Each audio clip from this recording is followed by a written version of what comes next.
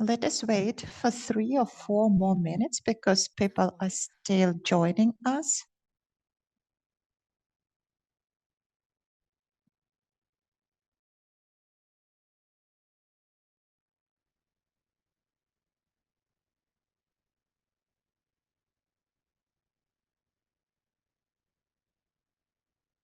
Hi, Bakut. Nice to see you. Welcome and thank you for joining. Коллеги, добрый день, всех с Наурызом. Спасибо за организацию. Hi, colleagues. Happy Nowruz to all of you. Thank you for organizing this event. Thank you, Bakut. Happy Nowruz to you too.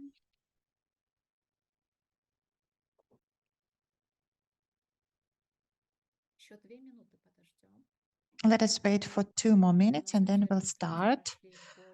So over 70 participants have registered for the event and hope they will be able to join.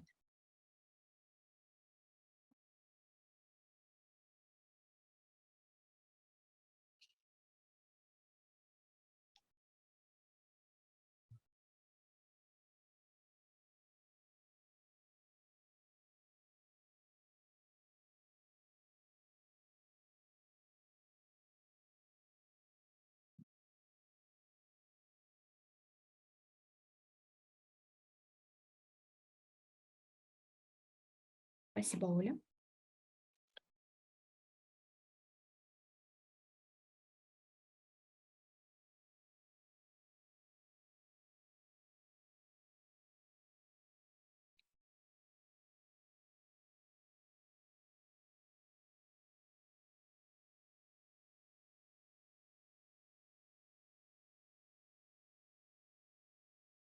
Еще минуту подождем. Let us wait for 1 more minute and then we'll start because people are still joining us.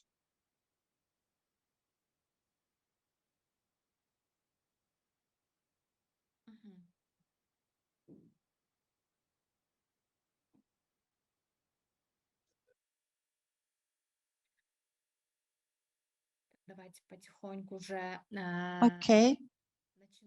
Let us start. Hello again. My name is Bhakti Gulchinabayeva. I am the communications manager of the regional climate network, climate action network of the Eastern Europe, Caucasus, Central Asia. Our network is the largest network in the region of the climate and public organizations, which unites more than 50 NGOs in 11 countries of our region. Also, we are part of the Climate Action Network International, which unites over 1,500 public associations in 130 countries of the world. We are working to make sure the civil society of the region is strong and organized, and the policies are introduced leading to green economy and neutrality, and also climate agenda is well understood. Today's webinar is called IPCC Report, Climate Change Impact, Adaptation and Vulnerability Lessons for Central Asia. The webinar is devoted to the findings of the 6th assessment report of the IPCC report on climate change, as you already know. So the 6th assessment cycle was issued on March 20th in the evening. So we issued the press release, and we would like to discuss today the impact of the climate change and the measures of adaptation and vulnerability in Central Asia. Today, our reporter is a scientist and also the scientific researcher of OSCE Academy, Rahat Sabyrbekov, who is currently in Harvard and is under the scientific research program in Harvard. Rahat, we can say a lot about you. He's a scientist, economist, studies climate changes in our region in general, in Central Asia. And first of all, I would like to give the floor to the coordinator of our network, Olga Boyko, who is in Kyiv now. So Olga, the floor is yours for the greetings. Hello to all. I'm very happy that you were able to join. Baktigul has excellently spoke about the goal of our network. Let me just add that for us, it is very important that activist organizations have better formulated scientific knowledge in simple language, because still in the region there are a lot of stereotypes about how serious the climate changes are, etc.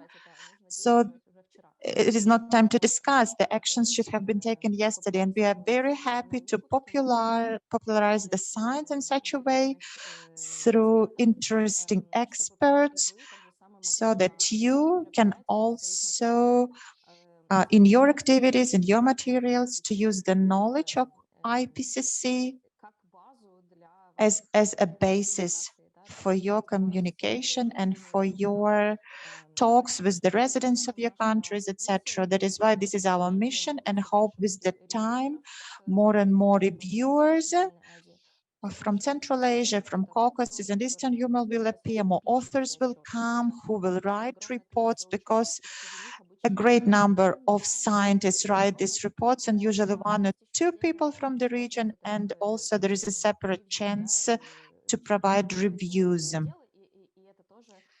And this will be a chance for many students too to join this work, and I hope this will gradually increase, and of course the presentation and the recording will be available. Yes, Olga, thank you very much. The recording will be available. Now we are going to start. I will start the recording, and also we will share a follow-up message with the recording and a link to our YouTube message and network. And we have interpretation available. At the bottom of the screen, you can select the language and Russian or English, because our reporter is going to present in English, and you can select the Russian interpretation. Okay, let us begin. Thank you very much to all. Wish you a pleasant webinar. Rahat, the floor is yours. Thank you very much, Baktigul. Thank you, Olga, for kind invitation today. So I hope the sound and everything is fine. You can hear me perfectly.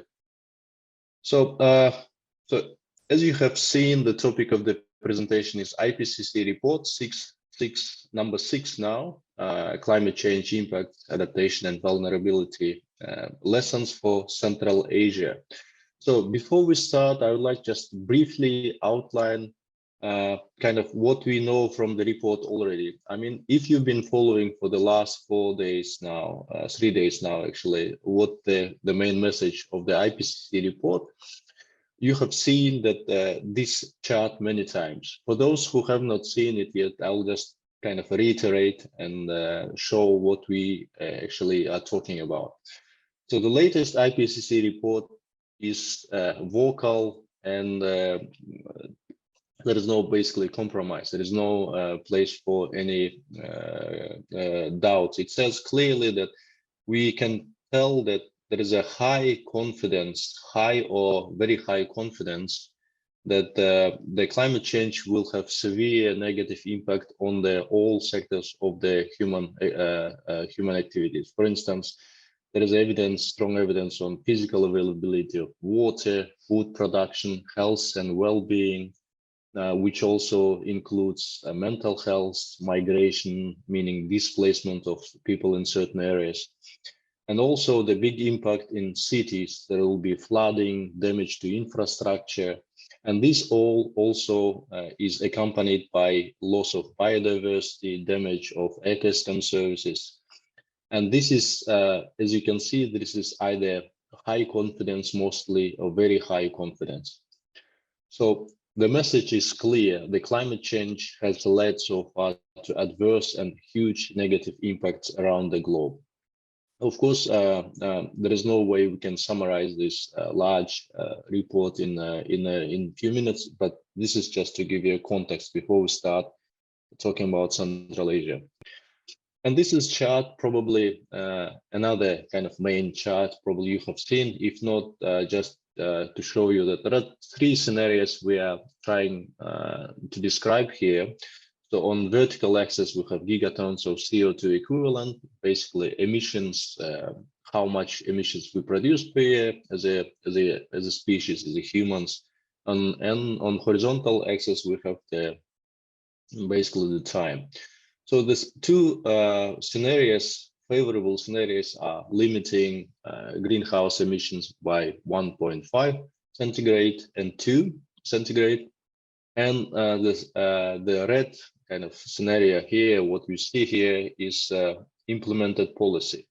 And the gap between these main two alternatives, I mean, meaning that limiting 1.5 and 2 and implemented policies is so-called nationally determined contributions under the Paris Agreement. So what this chart tells us that if we follow the path, currently implemented policies will take us to the world which is 3.5, 3.2 centigrades hotter than the base level. That means that the adverse effects of climate change will be really high, and we will all feel the negative impacts. So in order to limit global warming or climate change, we need to go to the kind of lower scenario, limit at least to 2 centigrades, and implement the nationally determined contributions. So the message again is that we are doing not enough, and the time is passing really fast, and we need to urgently implementing low carbon development, or transitioning to low carbon development. But also the IPCC report, I guess, kind of difference or one of the features from other previous reports is also has some good news. It says that promising developments in low carbon technologies, renewable energy, for example, specifically in non-hydro renewable energy description, falling costs, new technologies, carbon removal technologies. Also, it describes ambitious national commitments done by many countries around the world, and active local and global players also has been presented. And so there is some, let's say, some ground for optimism. So this is in a nutshell. So this is, I'm not going to read everything, but this is just again, this kind of policy summary for policymakers takeaways from the IPCC report. So I guess the main, maybe I'll just take 1 out of 10, maybe number 9. So climate finance for both mitigation and adaptation must increase dramatically this decade. So as you, many of you know that the difference between let's say previous climate change agreements and the Paris Agreement. The Paris Agreement also has this green climate funding scheme, which is basically developed countries accumulating and collecting some finance and distributing to the most vulnerable and most impacted countries around the globe. And these 10 solutions, this slide is important kind of in terms of how it's, I would like to take this slide and come back to this slide when we'll talk about Central Asia, how relevant these solutions which are proposed by IPCC on global level to Central Asia. So just to keep in mind, so these 10 stylized 10 key solutions are proposed by IPCC for basically all countries. So it talks about that we need to retire the coal power plant, invest in the renewable energy, improve the energy efficiency, decarbonize carbon-intensive industries such as cement, steel production, improve the public transportation, etc., etc. And probably number 10, maybe let's just talk about number 10 as well, eat more plants and eat less meat. And obviously the Central Asians are quite famous for eating a lot of meat, I suppose. We can discuss it later, why it's important and whether we'll achieve it this as well. Okay, now let's start to the main part. It's climate change impact in Central Asia. So climate change impact in Central Asia description from the IPCC report number 6. There are no more changes, not many changes to the previous report in terms of what it will be the impact of climate change for the region. Impact description of the impact, it's the same, but there are much more details. One thing which has been reiterated in previous reports is the same: heat threats. The rising temperatures increase likelihood of threats and threats of heat waves across Central Asia. Droughts and arid, semi-arid areas on Central Asia will increase. And this is there is a whole big, in technical report, there's a whole big chapter on desertification and land degradation, and there is also a big chunk of text on Central Asia. The droughts will increase in Central Asia, and this has been previously communicated, and this is also again reiterated in this report as well. Central Asian countries are experiencing hotter summer, resulting in increase in energy demand for cooling at a rapid rate. This is, I guess this is for Central Asia a little bit new in terms of traditionally the energy demand has been high in winter, but what we are seeing now that energy demand also in summer is actually catching up to the winter levels. And this is, I guess this is also novel in terms of for many countries of Central Asia. This is so-called drought index for from the report for the last 2 decades, and we clearly see that risks to rain-fed agriculture are high. Really, these red dots meaning that risks are much higher, and Central Asian area as a region is under huge risk in comparison with the rest of the world.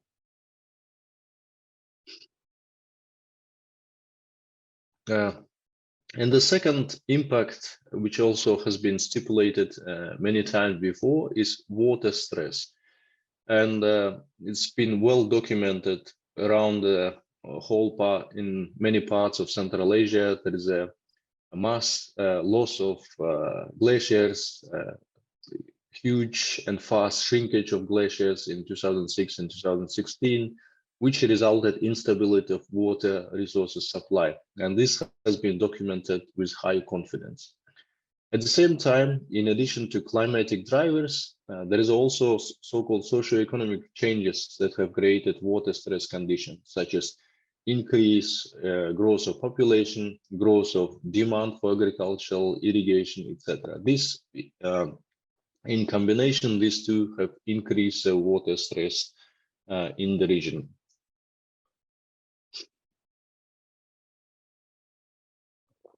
And this is just to give you a snapshot. What are the risks of livelihoods and economy from the changing mountain water resources from 1.5 and 2 centigrade global warming level from the latest report. So you can see that Central Asia as a region is basically under high risk with high confidence. These red areas means high risks, and red dots, 3 dots means high confidence. So it basically tells you that Central Asia is under high risks of livelihoods in Central Asia are under very high risks, and it has been from the scientific point of view, there's been a high confidence in this state. Just to another snapshot, this is basically copy paste from the box from the report in chapter 10 on Asia from the IPCC. It's there is an example of how the Central Asians have been impacted in terms of migration was a driver in case of Tajikistan and Kyrgyzstan. So basically it says that I'm not going to read whole text, but just one sentence. It says that in particular, rain-fed agriculture in northern Kazakhstan, Uzbekistan, and western Turkmenistan is highly dependent on water resources. And cross-boundary adaptation in Central Asia is basically one of the issues because, as you know, that water is shared between neighboring countries, and water scarcity has been top 5 global risks. And it's also probably maybe in top 3 for Central Asia. And there are different data. And just to give you just one, that it will have a 10% negative impact on agricultural production, it says, because of the drought, heat waves, rainstorm, etc. But what it tells you that in addition to all these individual impacts, such as heat stress, water stress, displacement, this water issue is also cross-boundary adaptation. So in order, I mean, it also gives you a kind of hint what will be our next step. So if we want to successfully adjust to or adapt to the climate change impact, that means that cross-boundary cooperation is something we have to deal with. Next, impact from climate change, which also not new, but we already, I mean, for those who've been in a topic and we've been working with the climate change in the region, is infrastructure damage.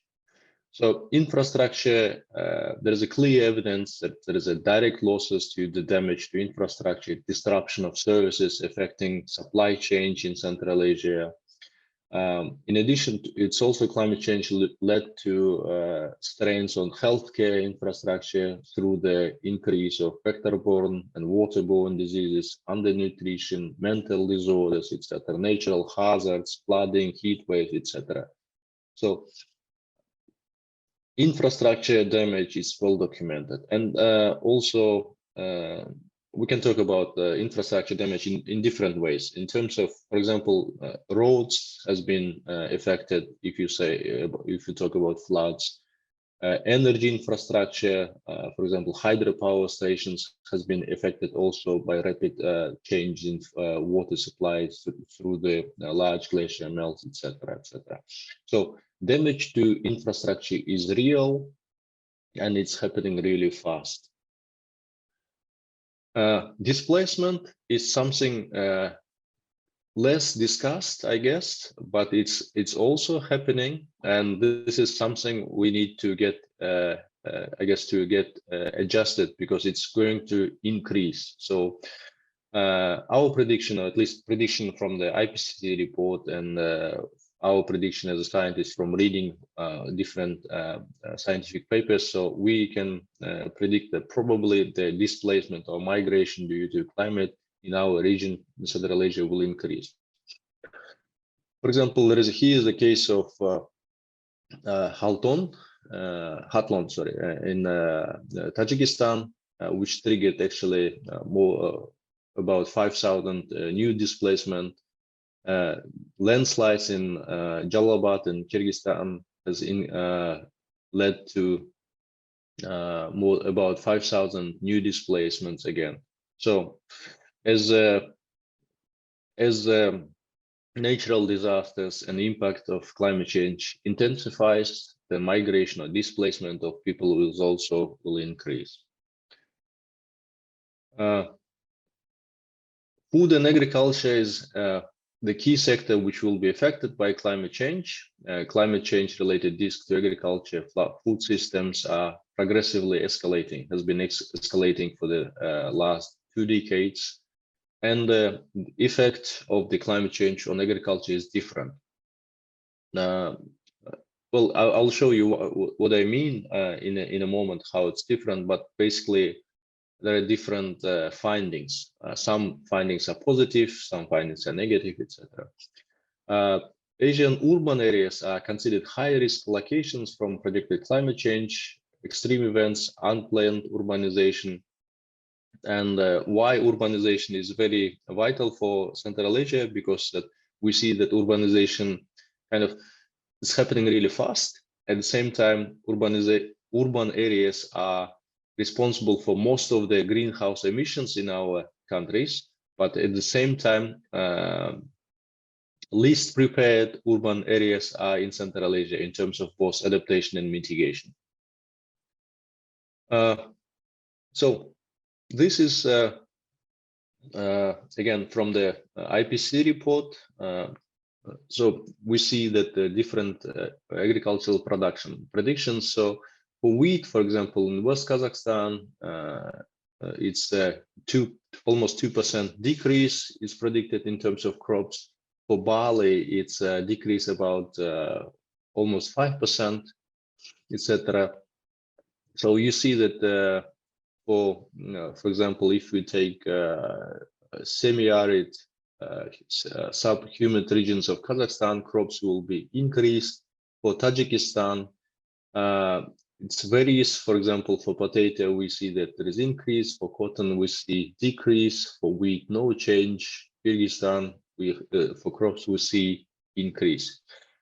But one thing to mention here, so there is no RCP analysis, meaning that these findings are very general and they are on case studies, based on case studies, meaning that in Central Asia, there is no studies yet, at least scientifically proven and peer-reviewed published studies on, meaning that what will happen, for example, let's say to production of wheat, if there is a different RCP scenarios, meaning what is if let's say what will happen to production of cotton if there is a 3 centigrade increase in the temperature.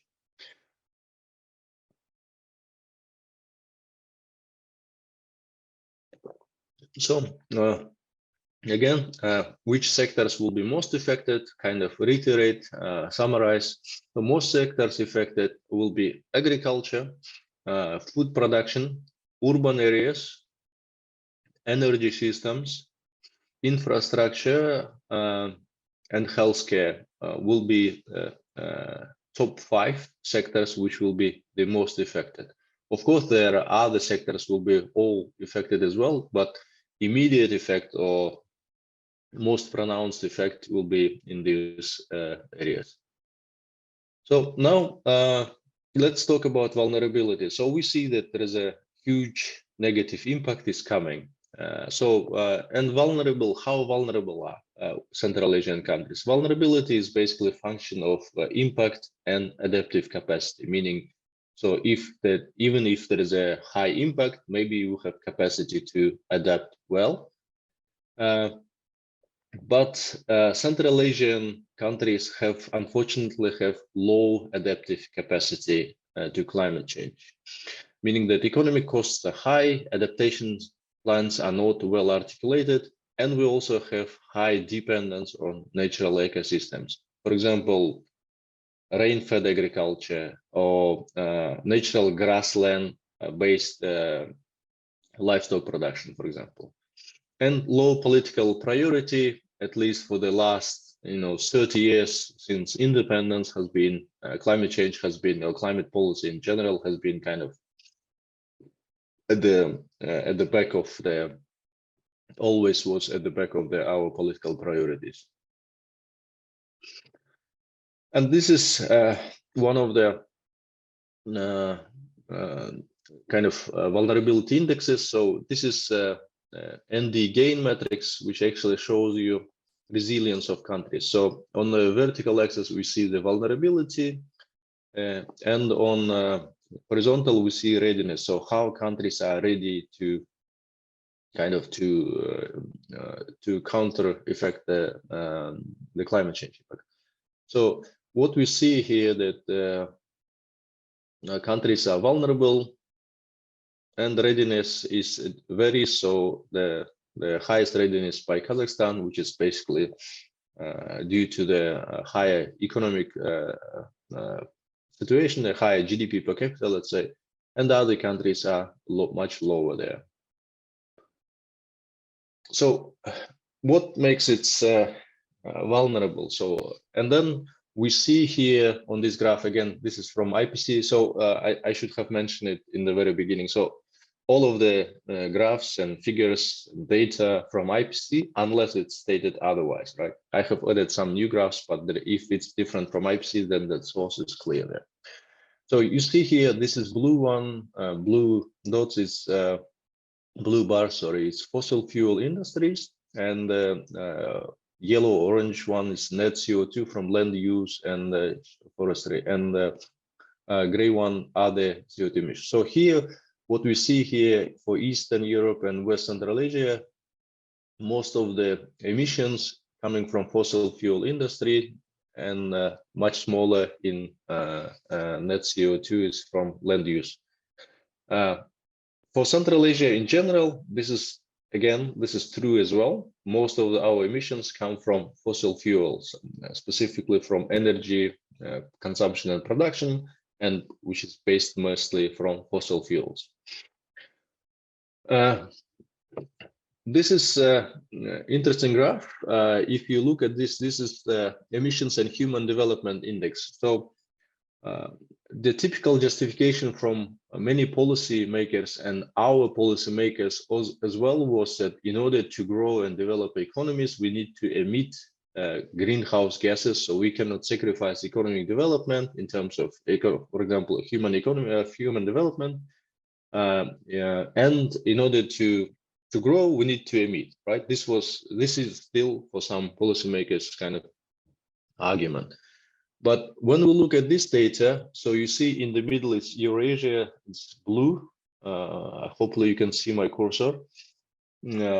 So here, greenhouse emissions per capita and development level on the horizontal axis. And we see that Eurasia as a region actually has higher emissions per capita than the oil producing Middle East region. Ideally, at the same time, if you look, for example, Northern and Western Europe or Japan or Southern Western Europe, they have high development but low per capita emissions. So, and this tells you a story that we are high emitting, but emissions, but basically our development could be higher. And this is also has been reiterated and confirmed by other data from the region as well. For example, this is Eurasian food system is expensive and greenhouse gas intensive. So this is territorial per capita food systems. So here you see on the on the vertical axis, you see that share of food system, greenhouse emissions from energy. And on the horizontal axis, you see the wholesale cost for food per capita per day. So here, what we see again, the share of the emissions from food, it's around 50% here, Eurasia, but the whole cost of the food is higher. It's around $6.5 per food. So you see again, so emissions are high and food production in terms of cost is expensive. Again, this tells us something about our efficiency of our economies. And so what we know from our history of our historical trends from energy, for example, which is the main contributor of greenhouse emissions in our country. So historically, Kazakhstan and Uzbekistan have relied on oil and gas, while Kyrgyzstan and Tajikistan have been dependent on hydropower in addition to fossil fuels. One thing to remember that in the last 50 years, 50, 60 years, the energy supply structure of our countries have not changed much, meaning that the infrastructure didn't change much, production patterns didn't much, technology, infrastructure didn't change much. As a result, our region as a whole is not prepared to the low carbon transition. And this chart is from International Energy Agency, which shows you the supply of our energy around the countries. So what you see here that coal, oil, natural gas, these fossil fuels are major sources of our energy production in the region. There is a mistaken argument for Kyrgyzstan and Tajikistan that we are producing more than 90% of our energy through hydropower, so we must be green.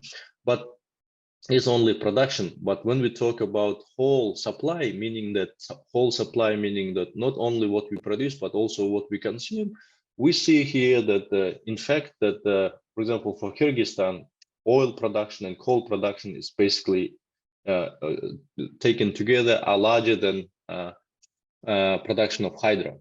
The same is true for Tajikistan as well.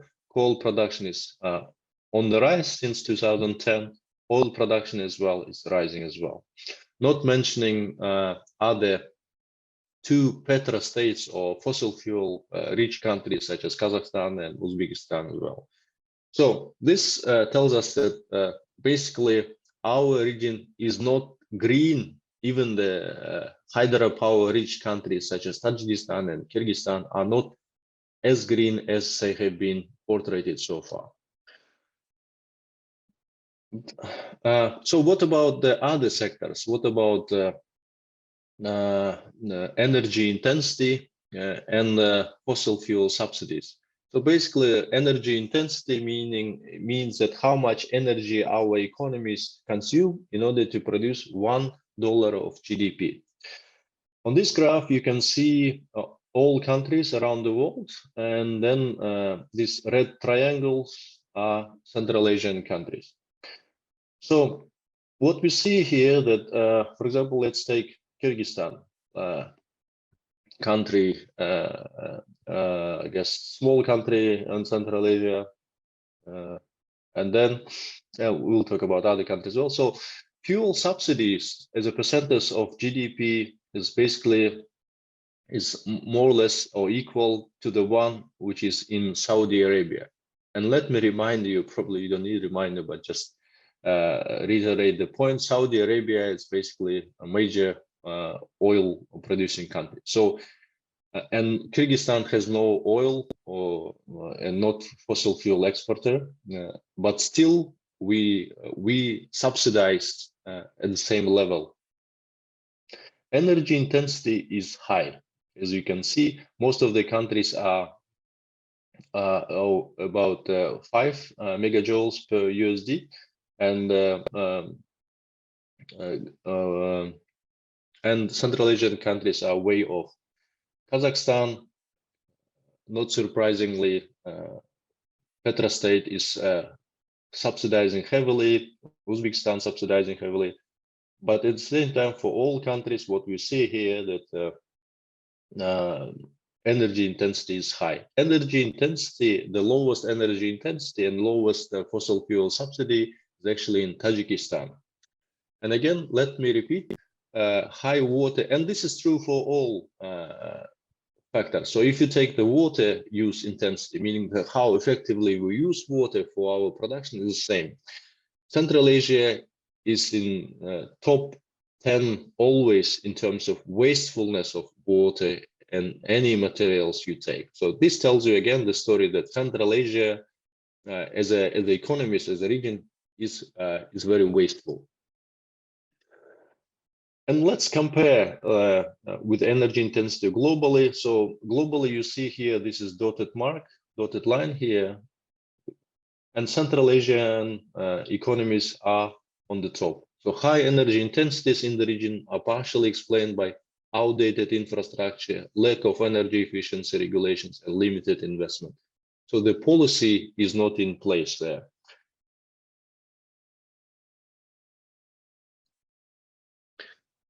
What about the climate commitments? So this is chart shows you the nationally determined contributions under Paris Agreement by Central Asian governments. And you can see that, first of all, what the first thing you may notice that even if the impact is the same, region is one, the way how the countries approach the climate policy or commitments under Paris agreements are very different. For example, even the emission, even the baseline is different. So Kazakhstan takes 90s, Kyrgyzstan uses so-called business as usual, Tajikistan takes 90s, Uzbekistan, again different, takes 2010. Renewable energy target not stated in most of the countries, Uzbekistan 25%, including small hydro, and the ambition level is different, etc., etc. But what is probably more interesting here, that how well national development plans are aligned with their nationally determined contributions, meaning that how whether their national development or economic development plans are in line with the climate policies which they have announced internationally. So for Kazakhstan, there is a alignment in general. In Kyrgyzstan, it's weakly aligned. In Tajikistan, it's not aligned at all. And Uzbekistan is aligned, but when we look at the ambitions are mixed. For example, Kyrgyzstan is ambitious, Kazakhstan is ambitious. In Tajikistan, Uzbekistan, ambition is low. And then when you look about historical trends, whether what they promise, if there is a correlation between what they promise and what is the trend, tells us that in Kazakhstan, there is a positive trend, meaning that there is a policy, there is a carbon tax implemented, at least initiated. There is a renewable energy legislation has passed, etc. In Kyrgyzstan, it's negative, meaning that, for example, coal production consumption has been on the rise. In Tajikistan, also negative. In Uzbekistan, it's mixed. Efficiency has increased, but fossil fuel consumption production has increased as well.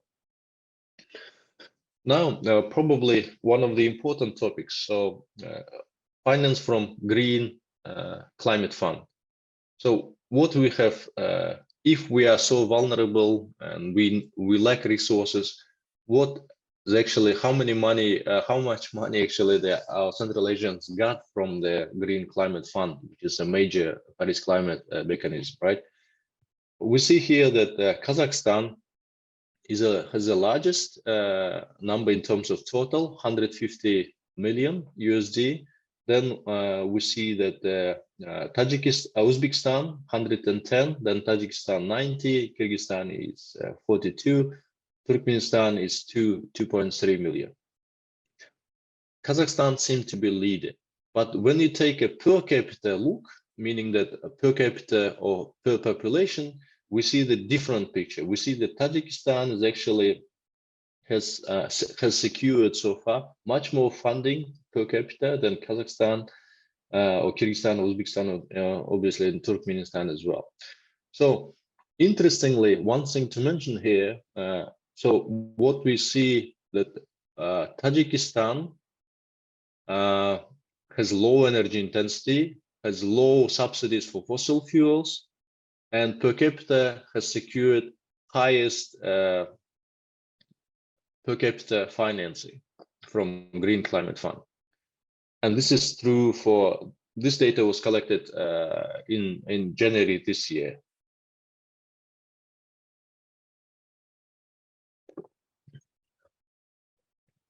So this was in a nutshell, but another important thing to mention here is that there is a huge knowledge gaps in terms of climate change, science and knowledge in Central Asia. And this is highlighted in IPCC report. As Olha actually mentioned in the very beginning, there are one or two persons actually involved typically in IPCC report. To my knowledge, actually, I saw one person from Central Asia.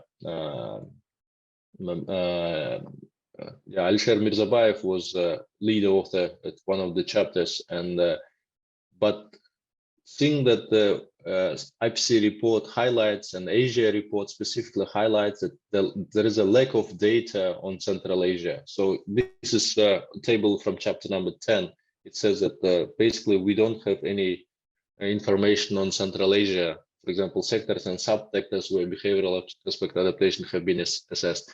So what we have in Central Asia, we have kind of larger macro, even the regional pictures, but when it comes to sectors, countries, case, or even subsectors, we don't have enough knowledge. There are not much knowledge produced. There are not much research has been done. So if you are a researcher, or you can, if you have influence on, to do research, or facilitate the research, I would highly encourage to do so. So, and kind of wrapping up, I know that online presentations can be a bit exhausting. So kind of wrapping up, I'll be done in 4 slides left, I guess. So lessons for national climate policies of Central Asia says that, first of all, the lesson, in my view, again, this is not IPCC, in my view, would be that we must act on resource use efficiency gain and modernization. Energy efficiency, for example, built environments, smart grids, new renewable energy deployment, water use efficiency, agricultural productivity. This is so-called low-hanging fruit. We are so much wasteful in our production and consumption. And technology is already there. We can, for example, build environment, energy efficiency. We don't need any additional finance or additional technology. It's already there. It's already invented there. What we need, we just need to implement it. Second lesson would be adopt low carbon transition strategies across all sectors. This is a bit more complicated, but meaning that a low carbon transition strategy must be interwoven through all sectors, meaning that climate policy should not be on standalone. It should be in agriculture, it should be in education in terms of capacity development, for example. It should be energy sector, etc. And the third one is increase high quality research work in the field of climate change. So far, anyone who has done research in climate change in Central Asia, there is one clear lesson. We need more research done on climate change in the region. There are not much research done. We need data. We need people who can actually conduct the research. We need to improve our university education system. We need to build research capacities. We need to publish more, etc. So there is a whole big field what we can do in research, in terms of research and climate change. And the last one is to raise awareness, to build public support. So what we see here, that even if you are not scientists, even if you are not involved in climate change, we see these abnormal heat waves, natural disasters increasingly.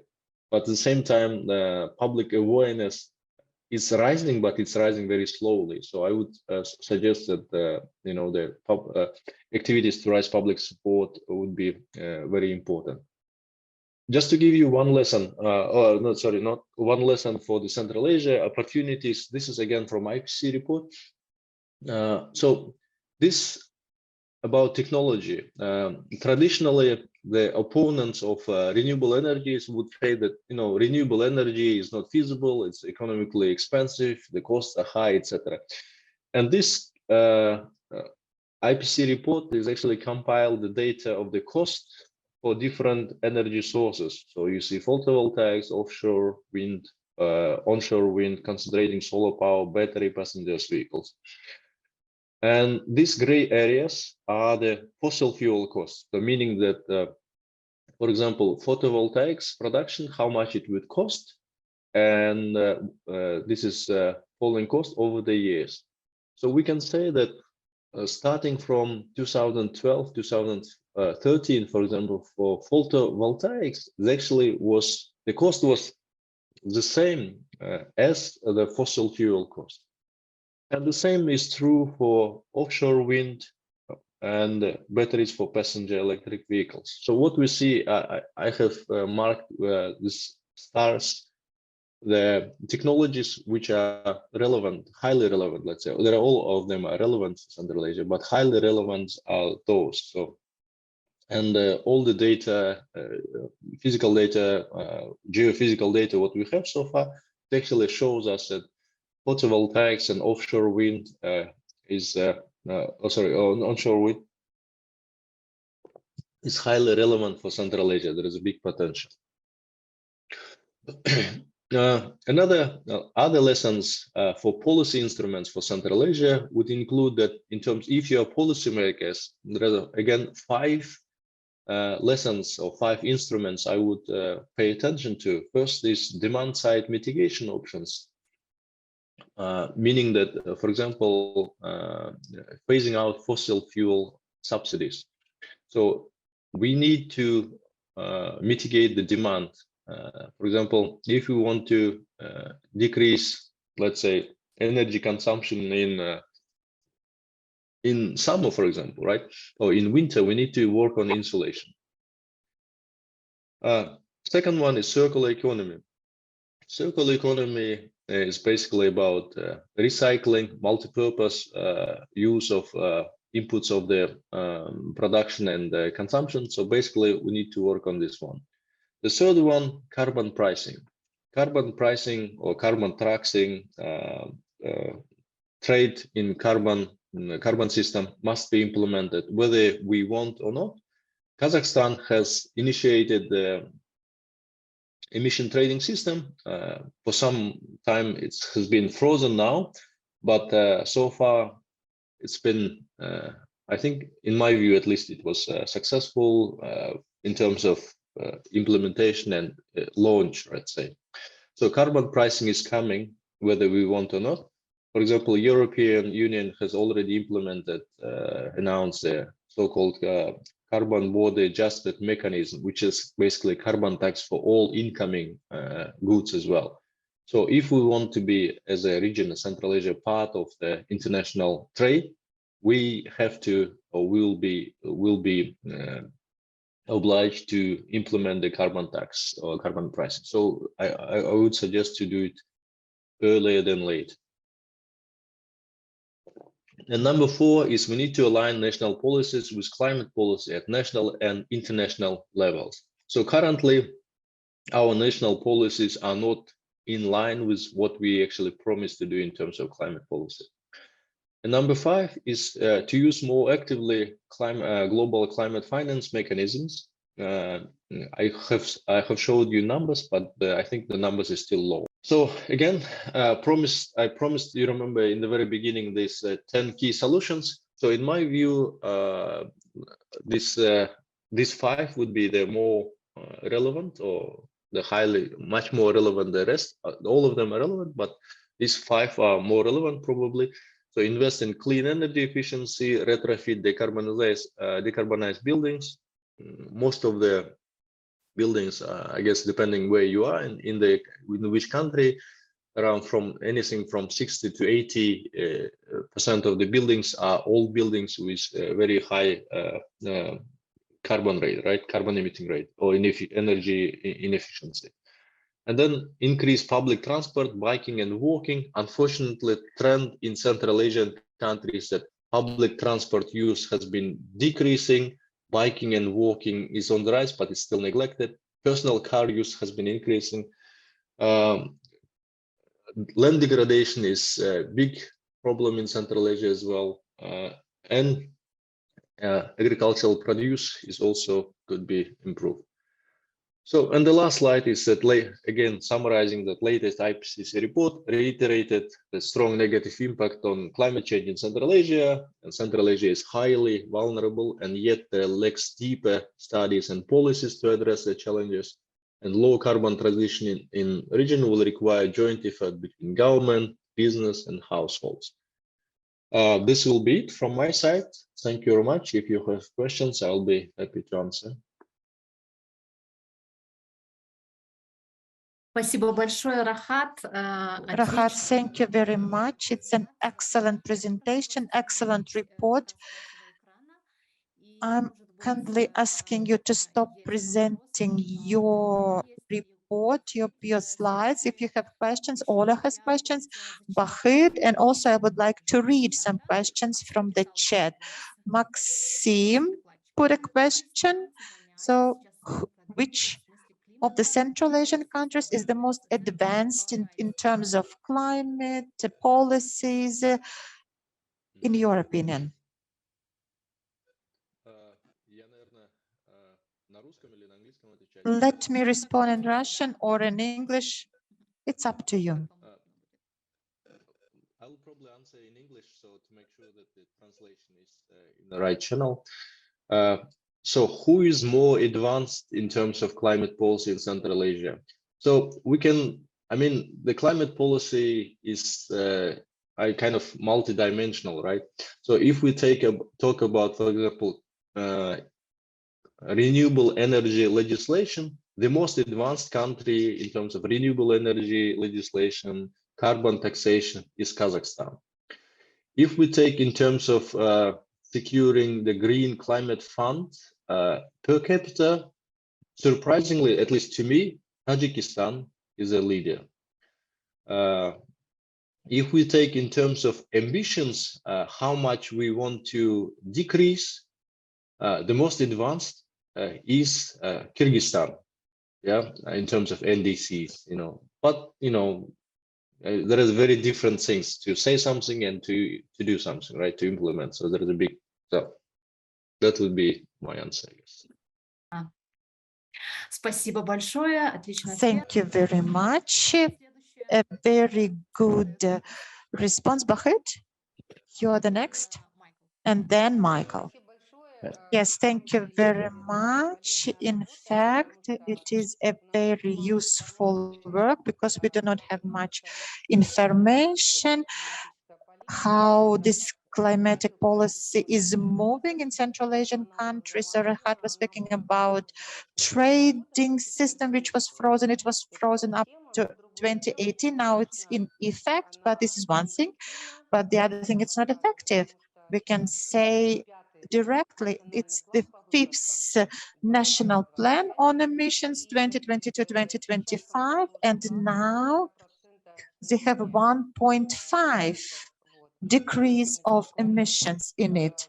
And on February 2, we conducted a meeting together with the European Bank, and it makes a great focus on development on carbon trade. And the European Bank provided recommendations to Kazakhstan. Of course, 1.5 is too little, and it should be strengthened. So the emissions should be reduced much more. And second, about 99 facilities in Kazakhstan are included into the national plan.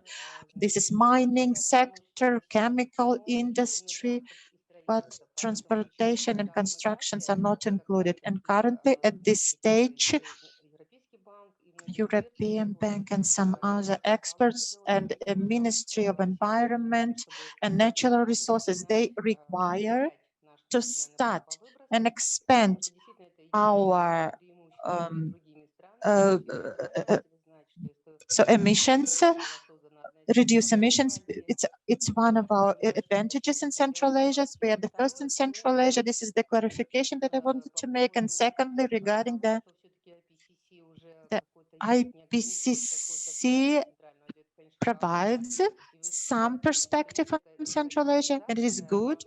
And you've mentioned some details. We also have a green chart in Kazakhstan, and 250 leading national companies participate in this green chart, and we've discussed it in the national report. It's surprising that very few representatives, scientists participate, almost do not participate in the preparation of this report from Kazakhstan.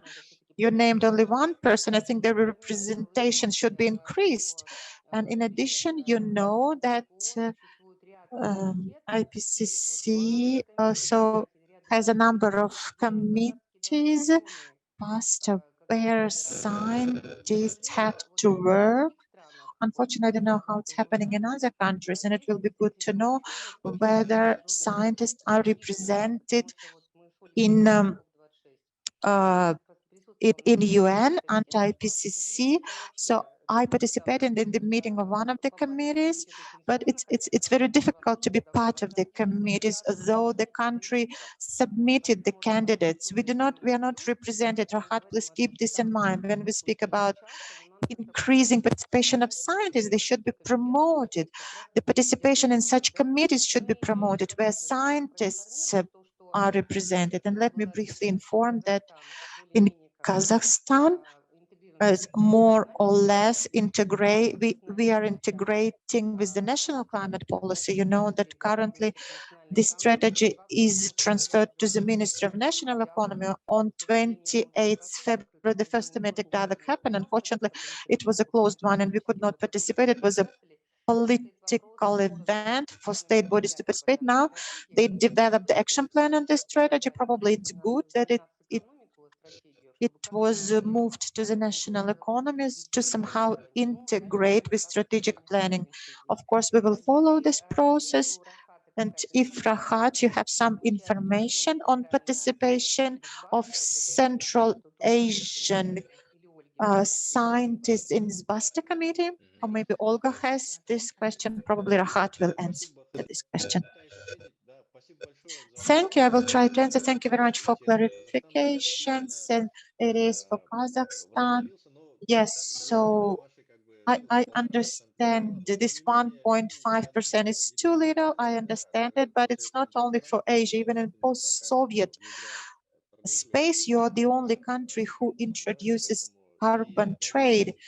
And when comparing with European ETS, which was also in phases, which was criticized in 2000s, 20 or 15 years ago, that it's not effective, but I think it's a matter of time and everything will be good. And that is great that you've started it. As for IPCC and inclusion of Central Asian countries into it, I participated several times in a number of events when IPCC representatives came here and tried to speak about IPCC and how our scientists can be involved, but the obstacle was that all these authors, they are supposed to be nominated by the state, or at least the focal point of the state should they should be promoted actively by countries. For them to participate in reports, they should be nominated by countries, and the active role of our states and countries in the development and preparation of IPCC reports. Unfortunately, our countries are not active at all. Several times I tried to connect with our Central Asian focal points who are indicated in the IPCC website, and no response was obtained. Probably they changed or do not respond at all.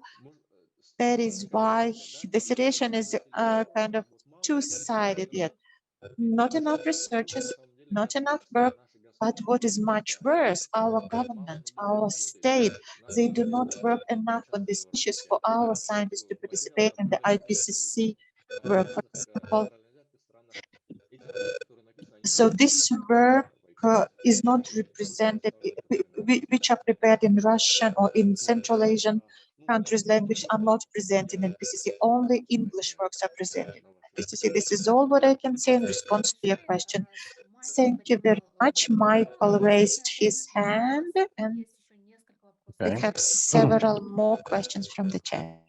So first of all, hello, Rahat, and thanks very much for this interesting talk. There's this fundamental scientific problem, which is the forecasts of precipitation for this region are higher, lower, immense new kind of envelopes of uncertainty or something sort of resembling the variability we have today. And I just got back from a trip to Karakalpakstan, and there's the worst part of Uzbekistan I've ever seen in terms of the salt just sitting on the ground.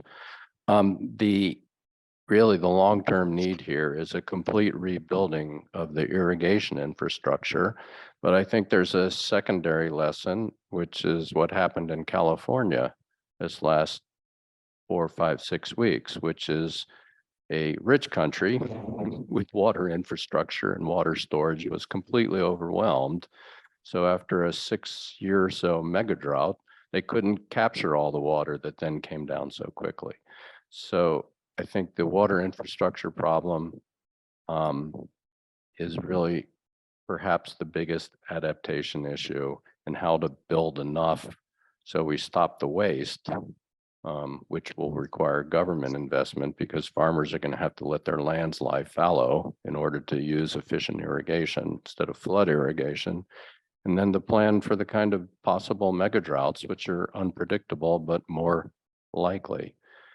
And then, Uzbekistan uses a lot of methane for its cars. So I think the EV transition is a little less important here in terms of mitigation. And one of the things I don't like about IPCC 6 is that they didn't pull out Central Asia for so many of their critical graphics the way they did in 5. And if you know something that I don't know about how to find that kind of analysis, let me know.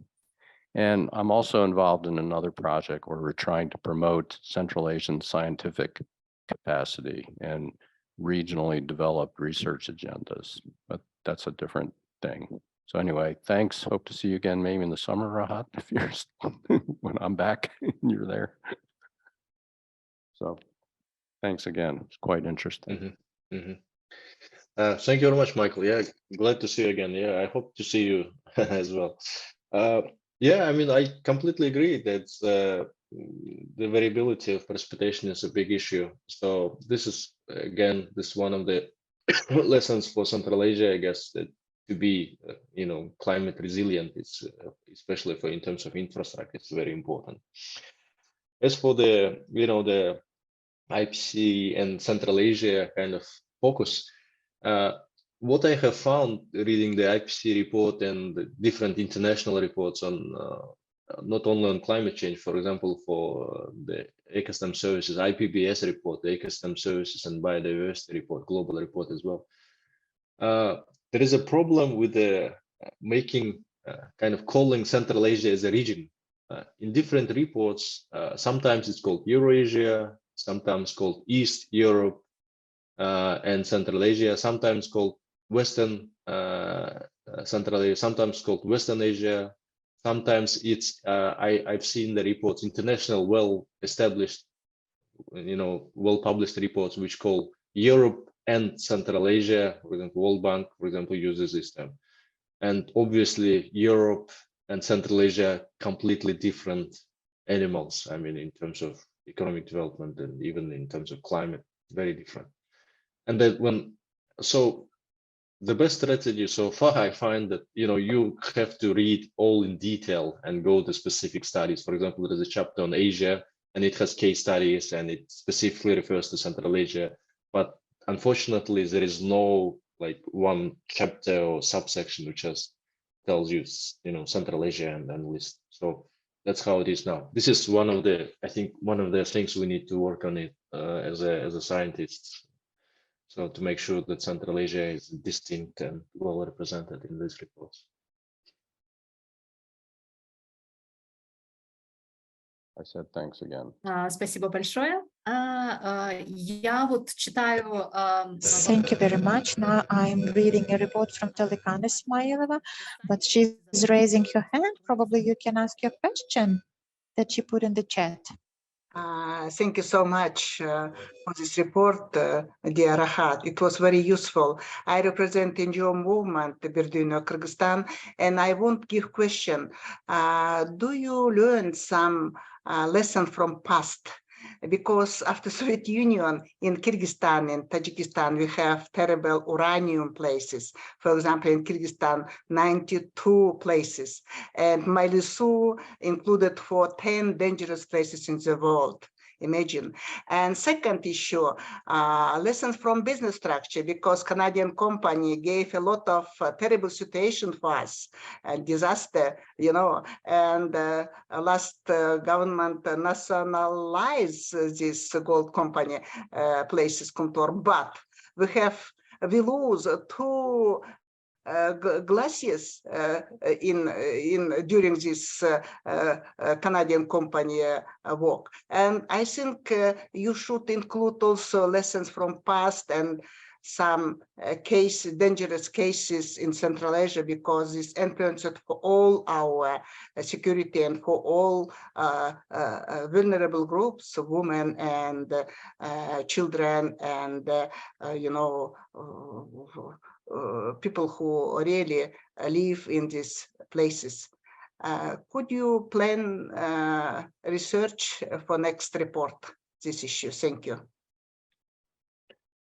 Thank you for your question. I think one thing to mention here that tailings, uranium tailings, are not directly kind of result of the climate change and not very relevant to IPCC report. But indeed, what is true that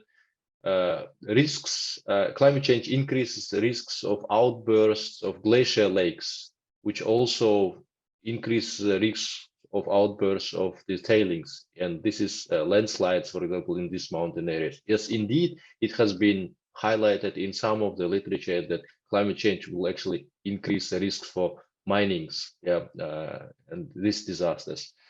So is it included? Not, I haven't seen it in the IPCC report, but I think there is a research on this one. I've seen the report on climate change and impact on mining and disasters, risk prevention as well. And I didn't have a time to present that IPCC report also talks about just transition, meaning that vulnerable groups are more affected by climate change, and it has to be addressed. Indeed, it's highlighted as well in the report as well. For Central Asia, women and children, it's also affected. And actually, I can maybe make an announcement that on 24th of April, we're launching a book written by a team of international authors, and I'm a chief editor there, with together with Indra Overland from Norwegian Institute of International Affairs and Roman Vakulchuk. We have edited a book called Climate Change and Decarbonization in Central Asia, which will be published on 24th of April, open access, available for everybody, and it's written by around 15 scholars from around the world, including European Union, United States, Central Asian countries, obviously. And also there is a chapter on how the vulnerable groups, women and children, especially gender, is also affected by climate change as well. Thank you. Thank you. Отлично. Спасибо большое. Thank you very much. And currently, let me read two more questions, and then we will finalize our today's webinar. The question from Camila Nabiva. Dear Rahat, thank you very much for your presentation. When are you going to publish your research for Central Asia, for NDC? So the NDC research in Central Asia is part of this chapter. So it will be published in this book as chapter of this book on April 24th. So it means just a month to wait. Yes, one more question from Elvira Podjamanova. Tools for adaptation for private sector. So practical tools that will allow development, adaptation strategies for private sector. Do you know such tools of adaptations for private sector? In fact, there are many examples of how private sector is adapting to climate change. For example, in terms of tourism, let me give an example from Kyrgyzstan. There are very many tourist companies who invested a lot to skiing sport in Kyrgyzstan. And for the recent years, the trend is there is less and less snow, and these companies are currently moving to the summer tourism. Cable roads are used for summer tourism. There are companies that started a big project in Central Asia, which is called Parete. And they are also looking at how green economies can be introduced into tourism, and starting from energy efficiency alternative energy sources, etc. So there are many examples. And in terms of funding, there are many examples when there is a big BRD project which provides energy efficient subsidies for energy efficient technologies. So private sector is dynamically applying these methods, and probably we speak less about it, but private sector applies different tools and instruments for adaptations. Unfortunately, it's not possible without government support, but this work is moving very fast. Thank you very much, dear colleagues. Thank you very much for joining us today. I'm expressing enormous gratitude to Rahat for very interesting presentation. Everything was excellent. And there is one more question. It's just gratitude to Rahat. Thank you very much. Hope to see you soon during the presentation of your book. Dear colleagues, from our side, from the side of the network, we are going to spread the presentation in our regional networks. We will announce the presentation of the book, and we will send a follow-up letter with the recording, and we will share Rahat's presentation. Thank you very much for participation. It was the convection webinar of the regional network. See you soon.